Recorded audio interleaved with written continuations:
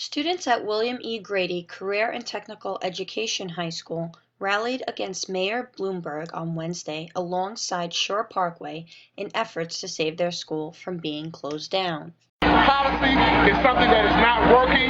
We need to relook at how we engage community and respect those people who are going to be most affected when you close something like a school in a community.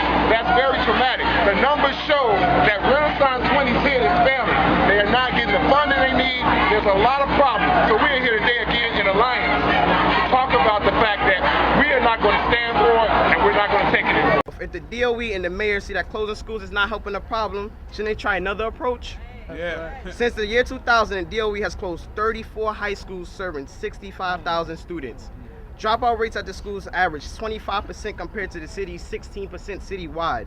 At these schools, the population was majority Black and Latino students. And the effect of a closing school is not just upon the students who are in the closing school, but it is also upon the community that surrounds the school that now needs to be assured that there will be places for those children to go. And more importantly, what we recognize this year, there were many children, high need issues were not being addressed.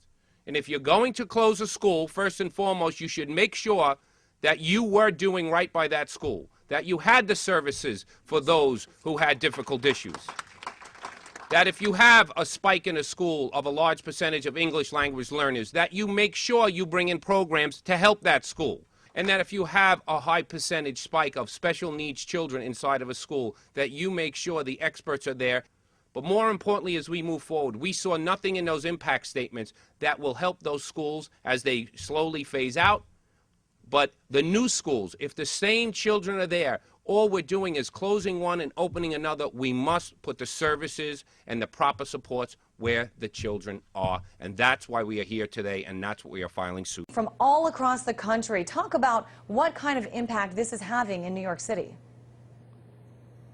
As you mentioned, Christine, the largest public school system in the country, nearly 1 million students, and the anger has been building in New York City for some time. It was announced in early January that 20 high schools would be shut down and closing. Now, education officials said that it's because of low graduation rates and lots of dropout rates, but advocates for these students, families, and the students themselves say that they are not failing. It is the system that is failing them. You have to go into some of these classrooms and see that there could be more than 40 students shoved into a room with one teacher. It's a large system, a public school system here. Now all of those students will have to transfer to other schools, and this is of course in a city where it takes only 50% of the students graduate in 4 years. The families, the students, faculty, they're all furious because a lot of people could be losing their jobs, teachers and others that have been working at those 20 public high schools. Now, of course, as you spoke about, this is not just a problem and a mounting anger that is restricted to New York City. We have seen the anger build up all around the country, and it has been stressed and underscored by all elected officials throughout the nation that the education of our future generation is so important. Innovation is so important. But yet we see that schools are being shut down, teachers are losing their jobs, and some students, many students, feel so disenchanted. One popular topic has been the unprovoked police brutality against peaceful protesters. It's something many New York youth face every day. The city's schools are the most heavily policed in the country. The over 5,000 officers patrolling city schools represent the 5th largest police force in the country.